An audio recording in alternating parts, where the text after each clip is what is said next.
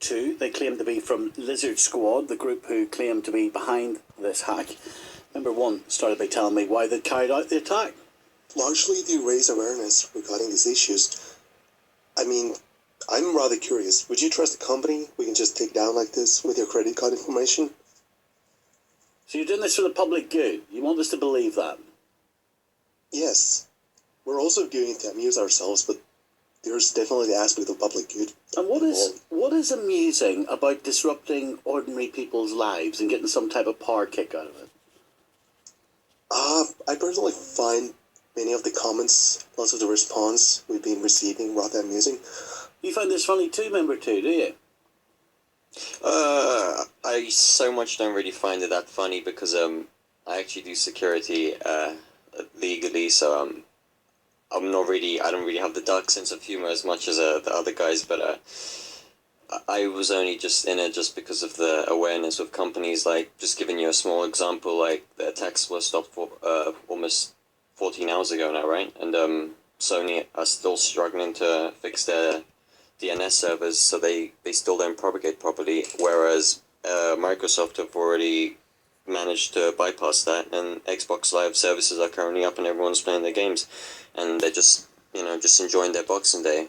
And we still have people from Sony players, PS4 people just like tweeting in and asking us about the consoles just having issues. It just goes to show how unreliable Sony really is, which is one of the main reasons why I'm kind of interested in this.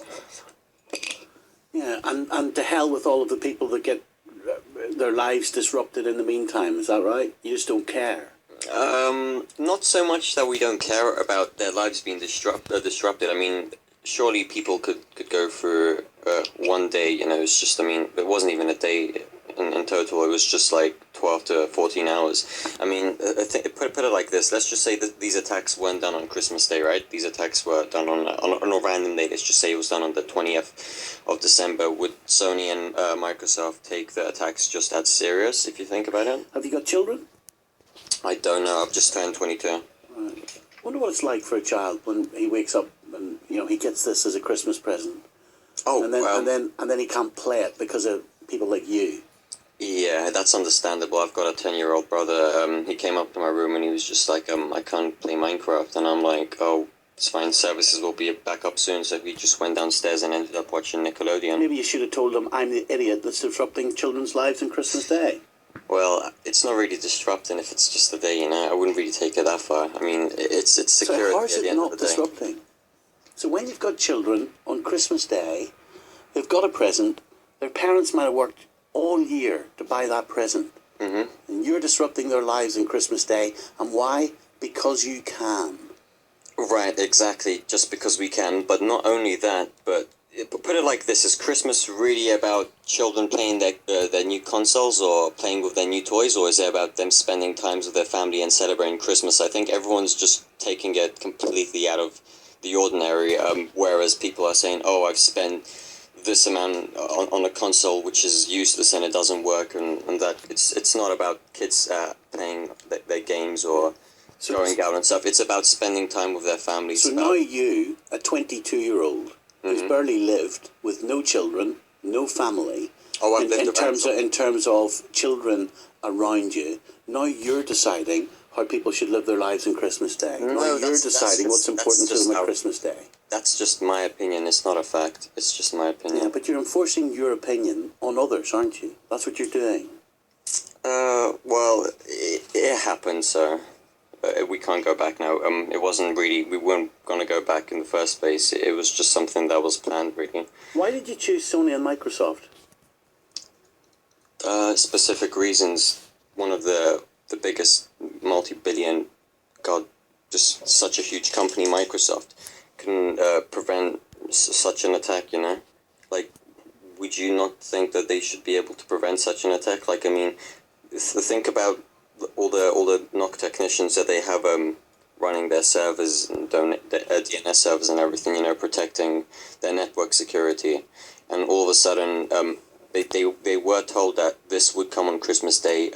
They saw it. They just let it go over their heads, and they still couldn't protect themselves against a couple of, as you say, people that have barely lived, with not much experience, right? Of living, and they couldn't protect themselves against people like us. Well, you said you work in security, so have you got a lot of training? Just how sophisticated a hacker are you? I wouldn't really call myself a top grade hacker. I know people that are way better than me, but I think I know my stuff. So I think it's fair to say that I do know some of my stuff, and this just proves it, right? So it doesn't take a degree of sophistication to do this. Well, an ordinary hacker that wants to disrupt children's lives on Christmas Day could do this, could they? If they put their minds to it, whereas with me, where people, friends of mine, they used to go out clubbing, party, and I really didn't enjoy that. I did do it for a bit. I found it dull, so I decided to just sit at home and learn more skills of my own. You know, it's helped me along the way. So maybe this isn't something that most people enjoy and think that it was a good decision. But to us, I think it was just something that we've just decided upon. So yeah, it happened. When you say it happened, will you do this again? That's really hard to say because I'll be honest with you, it was completely unplanned. This whole thing that just happened, it was less than a 2-week plan. Like it literally took a couple of days to just plan out. Like that's how easy it was. How many people are there in your group, LizardSquad? There's no more than 10. And who controls the group? Like, who decides if it happens or not? Is there a king lizard? No, there isn't. No, I'm afraid there isn't a king lizard. It's just where we're just you know, it's someone decides or comes up with an idea, and if everyone likes it, we just go ahead with it. It is pretty remarkable, actually, that that someone like you and a handful of other teenagers, 20-year-olds, can disrupt the company to this extent. I'll give you that. And yet you're trying to tell me that you do this for moral reasons, right? This specifically wasn't for a moral reason. This was the first time that I've done anything like grey hat wise. I'm usually more of the white hat security type of person where I try and tend to help people out. But I just decided to get in on this. You know, I mean, I really don't feel that I shouldn't have. But So you don't feel any sense of shame? In all honesty, if I did, I would have probably apologized by now, but no, I don't. You see, some people might question your morality. Some people might question the type of 22-year-old little hacker that you are. Because Twitter reports say that the owner of Mega Upload, Kim.com, offered your squad 3,000 lifetime encrypted vouchers to stop the hacking, which you accepted. Yeah. We did, yeah. Right.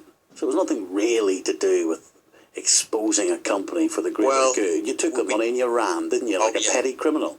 Well, we didn't really expect money from it in the first place. If we really cared about money, we could have used the Twitter accounts that we generated over 50,000 followers within 24 to 48 hours. We could have used that for monetization, you know.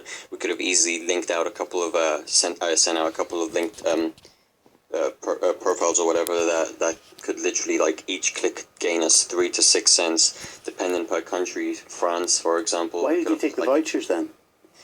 It was just an offer, you know. We were really, it's hard to say. It was just a one-time thing. It's $300,000 worth of vouchers. Dirty, grubby, greed. Well, that's what happens. I'm afraid that's what it is like in the security business. How many children's lives do you think you disrupted for your greed? God, well, we have been called the Grinches of 2014. So, God, I wouldn't even be able to even think of a number. I think it's just millions. Millions, like quite a few of them, like your little 10-year-old brother. Yeah.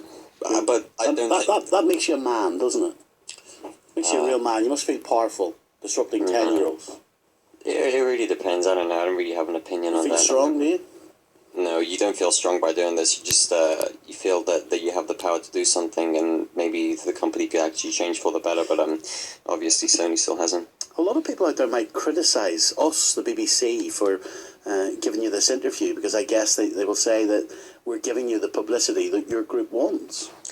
Well, I don't think that they have the right to say that because we've been offered interviews, TV interviews where we've